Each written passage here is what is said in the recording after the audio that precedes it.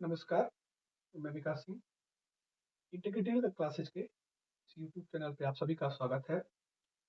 जैसा कि हम लोग इसके पहले मोलरता और नॉर्मलता के बारे में पढ़ चुके हैं। मोलरता नॉर्मलता से जो बोर्ड में क्वेश्चन आए हुए हैं, उसको हम लोगों ने सॉल्व भी कर लिया है। अब हम लोग देखते हैं मूल प्रभाज। मूल प्रभाज से भी काफी ज्यादा क्वेश्चन पूछे गए हैं परीक्षाओं में, बोर्ड परीक्षाओं में। उनमें से कुछ क्वेश्चन को मैं यहाँ पे लिख भी दिया हूँ। बहुत आसानी से हमको मूल प्रभाज समझना है, समझ में भी आएगा, ये मेरी गारंटी है। समझ में आपको आएगा, ये मेरी गारंटी है।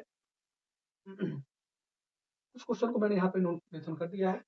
इन क्वेश्चन को हम कैसे सॉल्व करेंगे, मोल प्रभाज क्या होता है, इसके बारे में थोड़ी सी हम जानकारी लेंगे। देखते हैं हम लोग मोलांश या मोल प्रभाज क्या होता है, तो क्या कहते हैं। एक आसान भाषा पहले समझेंगे आप। जैसे विलयन है, विलयन में क्या है, एक चीनी भी है और पानी भी मिला हुआ है। चीनी और पानी मिला हुआ है, विलयन बना हुआ है। तो चीनी और पानी दोनों विलयन के घटक हैं। चीनी और पानी दोनों विलयन के घटक हैं। अगर आपसे कोई चीनी का मोल प्रभाज पूछ रहा है, तो चीनी के मोलों की संख्या, चीनी के मोलों की संख्या और विलयन के मोलों की संख्या के अनुपात को ही मोल प्रभाज कहते हैं। अगर आपसे कोई पानी का मोल प्रभाज पूछ रहा है, तो पानी के मोलों की संख्या और विलयन के मोलों की संख्या के अनुपात को ही हम मोल प्रभाज कहते हैं। जिस घटक का हमसे मोल प्रभाज पूछा जाता है, जिस भी घटक का हमसे मोल प्रभाज पूछा जाता है, उस घटक के मोलों की संख्या और वो घटक किसमें निहित है, उसके कुल मोलों की संख्या के अनुपात को ही हम क्या कहते हैं, मोल प्रभाज कहते हैं। देखेंगे यहाँ पे लिखा भी हुआ है ऐसे ही। किसी घटक का मोल प्रभाज उस घटक के मोलों की संख्या, किसी घटक का मोल प्रभाज उस घटक के मोलों की संख्या तथा कुल मोलों की संख्या का अनुपात होता है। कोई भी घटक हो, उसका जो मोल प्रभाज होगा ना, अगर हम उसको मोल प्रभाज निकालना हमको, उसके मोलों की संख्या और जिसमें भी वो समाहित है, उसके कुल मोलों की संख्या के अनुपात को क्या कहते हैं, मोल प्रभाज कहते हैं। जैसे विलय का मोल प्रभाज विलय के मोलों की संख्या बटे विलय के मूल धन विलायक के मोलों की संख्या। विलायक का मोल प्रभाज क्या होगा, विलायक के मोलों की संख्या बटे विलयन की कुल मोलों की संख्या। समझ में आ गया होगा। जिस किसी को, जैसे मान लो अगर कहते हैं ए बी सी डी, एक विलयन बनाए हैं, हमसे बी का मूल प्रभाज पूछा जा रहा है, तो हम कहेंगे बी के मोलों की संख्या, बी के मोलों की संख्या बटे ए बी सी डी के कुल मोलों की संख्या, ए बी सी डी के कुल मोलों की संख्या। यही तो है मोल प्रभाज। हम किसी भी कंपाउंड में, चाहे किसी भी विलयन में, अगर किसी का मोल प्रभाज का जिक्र होता है, तो उसका मोल प्रभाज में आसानी से कैलकुलेट कर सकते हैं। अब हम लोग चलते हैं थोड़ी सी और एक्सप्लेनेशन इसके बारे में, मोल प्रभाज के बारे में समझने। क्या मोल प्रभाज, देखो इसे हम ना, इसे आप एक्स से प्रदर्शित करते हैं। किससे प्रदर्शित करते हैं, एक्स से। देखो क्योंकि विलय है तो इसे बी सिंबल लगा दो, और विलायक है तो ए सिंबल लगा दो। इसे किससे प्रदर्शित करते हैं आप, एक्स से। दूसरा इंपॉर्टेंट पॉइंट, इस पर ध्यान देना, इस पर ताप का कोई प्रभाव नहीं पड़ता, ताप का कोई प्रभाव नहीं पड़ता। सेकेंड पॉइंट, इसका कोई मात्रक नहीं होता। दोनों पॉइंट काफी ज्यादा ध्यान देने वाले हैं। कई बार क्वेश्चन आया हुआ है, ताप किस पे डिपेंड नहीं करता ऑब्जेक्टिव में। ताप में एक ऑप्शन ये भी आ सकता है, वो प्रभाव पे डिपेंड नहीं करता। तो ध्यान देंगे आप, इसका कोई मात्रक नहीं होता, तो चीजें हम ध्यान देंगे। अब क्या होता है, अब हम लोग पहले क्वेश्चन को सॉल्व करेंगे। देखिए क्वेश्चन कैसे सॉल्व होता है। 90 ग्राम जल में 1.8 ग्राम ग्लूकोज का मोल प्रभाज क्या होगा। 90 ग्राम जल में 1.8 ग्राम ग्लूकोज का मोल प्रभाज क्या होगा। तो 90 ग्राम जल में 1.8 ग्राम ग्लूकोज का, तो हमसे पूछा जा रहा है ग्लूकोज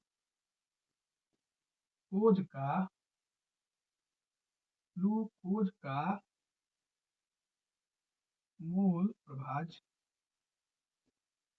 तो होगा, ग्लूकोज के आप ही बताएंगे, ग्लूकोज के मोलों की संख्या, ग्लूकोज के मोलों की संख्या बटे ग्लूकोज धन जल के मोलों की, ठीक है, यहाँ तक कोई दिक्कत किसी को?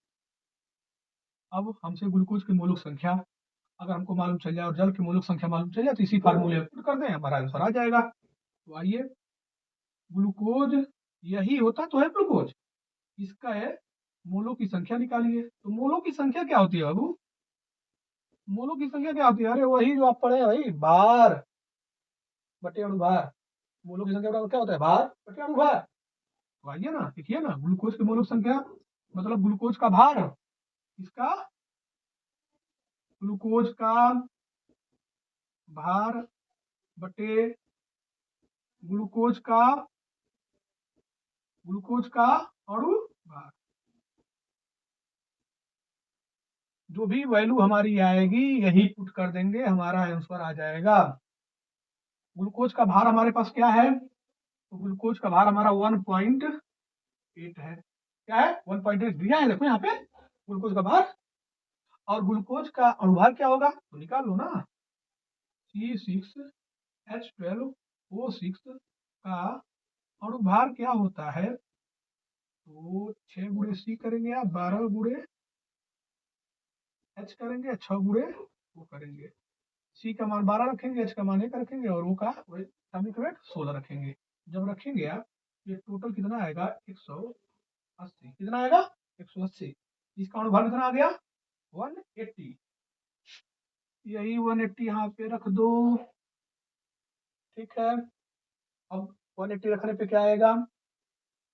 तो डिवाइड कर दो। ये 18 अगर करोगे तो ये 1800 हो जाएगा, काट दोगे तो 100 ओवर में जाएगा, 1/100 आ जाएगा। क्या आएगा? 1/100, ठीक है। पुराने तो एक, अब हम लोग जल के ग्लूकोज का मोल संख्या निकल गई, अब हमको जल की मोल संख्या चाहिए। जल के मोलों की संख्या, तो जल का भार बटे जल का अणु भार। जल का भार क्या है थोड़ा बता दीजिए आप? अरे 90 ग्राम तो है बाबू, और अणुभार कितना है? 18 तो है, 18 पचे 90, 5 तो आ गया इसका मोलक संख्या। अब यही वैल्यू पुट कर देना है। ग्लूकोज का मोल प्रभाज, ग्लूकोज का मोल प्रभाज मतलब क्या है? यहाँ पे ग्लूकोज किसका काम कर रहा है? विलेय का। और 90 ग्राम जल किसका काम कर रहा है? विलायक का। तो विलेय के रिप्रेजेंट करते हैं यहाँ पे XB से, लिख लीजिए XB। क्या लिख लीजिए? XB। क्या हो जाएगा XB? यहाँ पे ध्यान दीजिए, XB बराबर हो जाएगा ग्लूकोज के मोलों की संख्या। ग्लूकोज के मोलों की संख्या कितनी आ गई है? 1/, यहाँ 1/100 प्लस 5। हम क्या करेंगे, यहाँ पे सॉल्व करेंगे तो 1/100 तो आएगा ही आएगा, यहाँ पे हो जाएगा। इसको सॉल्व कर लीजिए साइड में आके, 1/100 प्लस 5, 1 प्लस 500, 500 1/100, तो 501 बटे 100, 100 से 100 निकल जाएगा, 1/501 आएगा। जब हम इसे डिवाइड करेंगे तो इसकी वैल्यू आएगी 0.0, दशमलव बढ़ाएंगे, 0 बढ़ाएंगे तो 0 100 आएगा, 019 के करीब आएगा ये वैल्यू, यही आएगा हमारा। जहाँ तक हमको पता है ये समझ में आया होगा टॉपिक आपको आसानी से। इसे एक बार देख लेंगे, इसके साथ इसका ले लेंगे। अगले क्वेश्चन की तरफ चलते हैं हम लोग,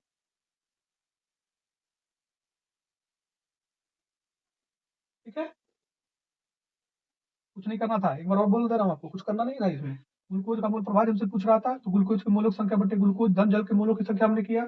हमको ग्लूकोज की मोलक संख्या मिल जाए और जल की मोलक संख्या मिल जाए तो ठीक हमारा आंसर निकल जाएगा। हमने ग्लूकोज की मोलक संख्या निकाल ली।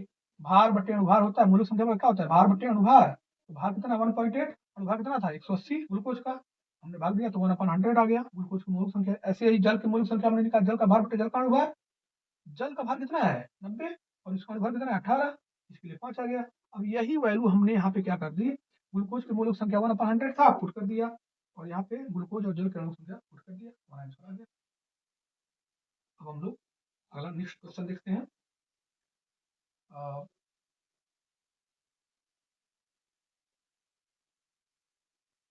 नेक्स्ट क्वेश्चन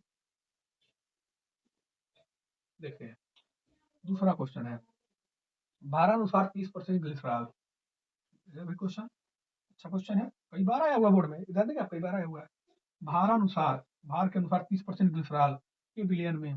पहली बात तो इसका मतलब समझिए, भारानुसार, भारानुसार का मतलब होता है कि जिसमें मिलाया गया है वो भी भार, उसका भी भार, उसका भी यूनिट क्या है, भार है, और जो मिला है उसका भी यूनिट क्या है, भार है। जैसे ग्लिसरॉल की बात की है, ग्लिसरॉल भी ग्राम में है, और जिसमें ये ग्लिसरॉल मिलाया गया वो भी किसमें है, ग्राम में है।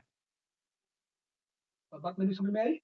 भारानुसार मतलब होता है, भारानुसार मतलब होता है वेट, वेट मतलब जिस भी चीज में ग्लिसरॉल मिलाया गया होगा उसकी भी यूनिट ग्राम है, उसकी भी यूनिट ग्राम है, और जो मिलाया गया है उसकी भी यूनिट क्या है, ग्राम में है, वही भारानुसार है। अब क्या है मतलब देखेंगे क्वेश्चन।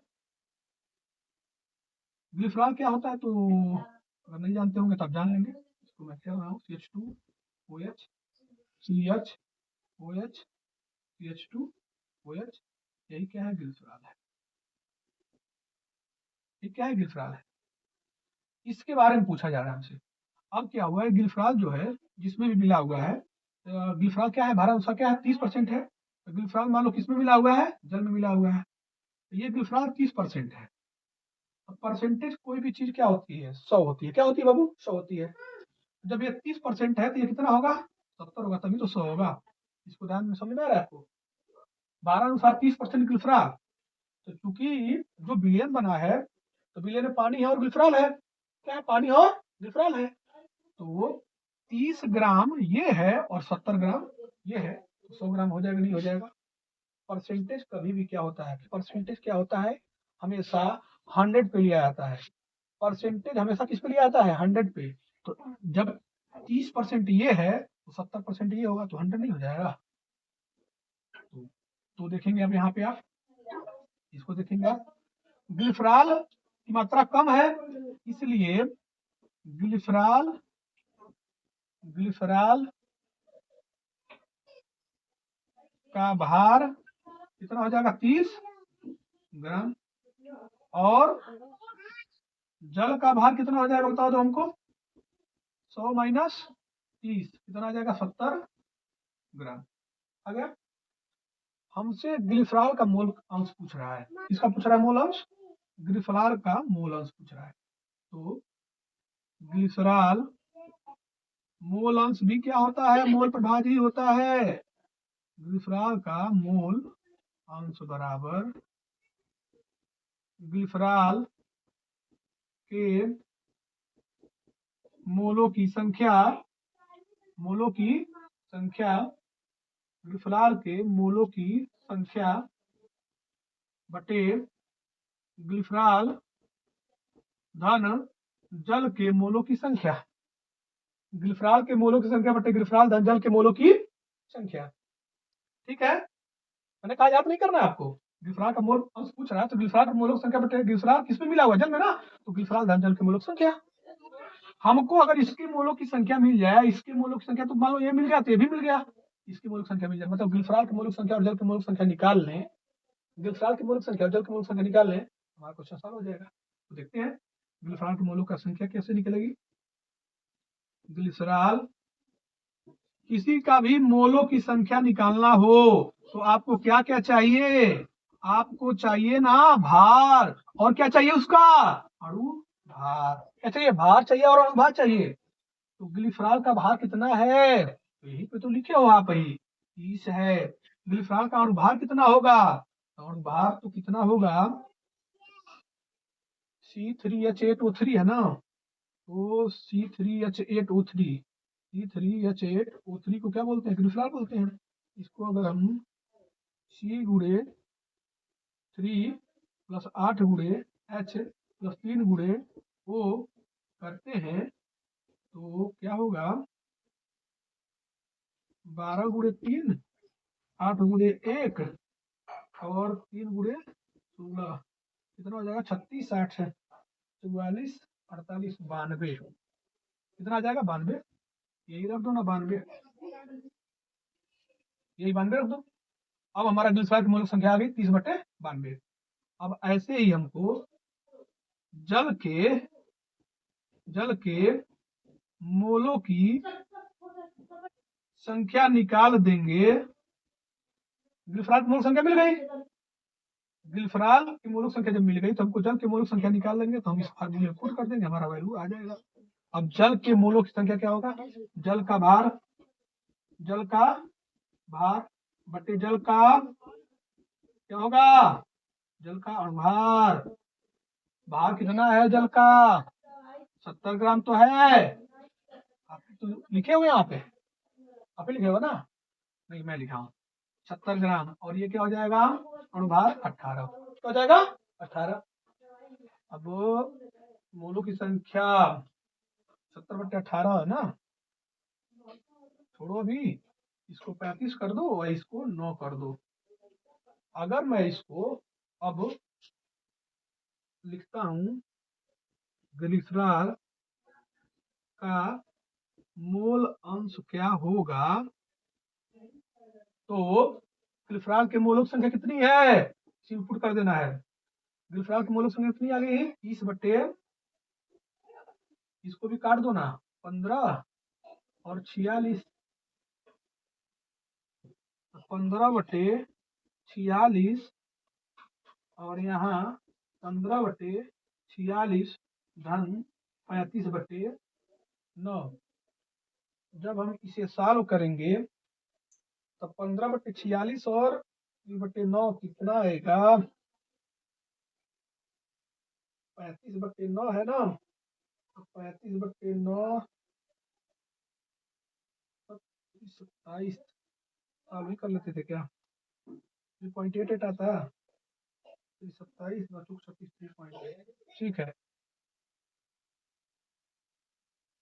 तो हमारा टोटल आंसर इसका आ जाएगा ना 0.078। आप जब सॉल्व करेंगे ना, इसका टोटल आंसर हमारा आएगा 0.078। 0.078 हमारा टोटल आंसर इसका आ जाएगा जब इसे टोटल सॉल्व करेंगे आप। तो जैसे आप अगर इसको डिवाइड करेंगे ना, तो ये 35/9 जो है ये 3.88 आएगा, और 15/46 जो है वह 0.33 के करीब आएगा। तो दोनों को हम देखेंगे जब सॉल्व करेंगे तो यही आएगा 0.07। ऐसे ही देखो, ऐसे ही ना ये भी क्वेश्चन आप सॉल्व कर लेंगे। ऐसे ही देखो, भारत अनुसूचित पर सेम एकदम क्वेश्चन है, कई बार आया हुआ है, बताते रहे आपको। स्प्रिट के नमूने में एथेनॉल 90% एकदम सेम ऐसे ही क्वेश्चन, इसको भी सॉल्व कर लेना। एथेनॉल मतलब होता है C2H5OH। एथेनॉल क्या है? C2H5OH। मोलल, एक मोलल जलीय विलयन में विलय का मोल प्रभाव। ये क्वेश्चन अच्छा है आपको, अगर आप इसको स्क्रीनशॉट ले लें, ठीक है। मैं इसको हटाता हूँ, एक बार देखेंगे आप, ये क्वेश्चन बड़ा सही है। मोलल जलीय विलयन किसे कहते हैं, थोड़ा सा बता देते हैं आपको। मोलल जलीय विलयन किसे कहते हैं? देखो क्या है, एक मोलल क्या होता है? 1 लीटर में अगर एक लीटर में नहीं, मोलल है ना, मोलल है 1 किलो में, 1 किलोग्राम विलायक में अगर 1 मोल है, 1 किलोग्राम विलायक में 1 मोल अगर कुछ घुला हो तो उसे हम क्या कहते हैं? मोलल। 1 मोलल वही होगा। 1 किलोग्राम विलायक में 1 मोल घुला है तो उसे क्या कहेंगे? हम 1 मोलल कहेंगे। तो हमको मोल प्रभाव पूछ रहा है, विलेय का मोल प्रभाज पूछ रहा है, तो विलेय का मोल प्रभाज क्या हो जाएगा? ऊपर लिखा है विलेय के मोलों की संख्या, तो विलेय के मोलों की संख्या भार बटे अणुभार हम लगाएंगे, तो देखो क्या है, 1 किलोग्राम क्या है? विलायक है, और 1 मोल क्या है? विलेय है। विलेय का मोल दिया हुआ है, देखो 1 किलोग्राम विलायक में 1 मोल जो घुला है, घुला कौन है? विलायक में कौन घुलता है? विलेय ना। 1 किलोग्राम विलायक में 1 मोल घुला है, उसे क्या कहते हैं? 1 मोल कहते हैं। क्वेश्चन में ही आंसर है। देखिए ध्यान से देखना, 1 मोल जलीय विलेय मतलब क्या होता है? 1 मोल जलीय विलेय मतलब 1 किलोग्राम विलायक में 1 मोल घुला है।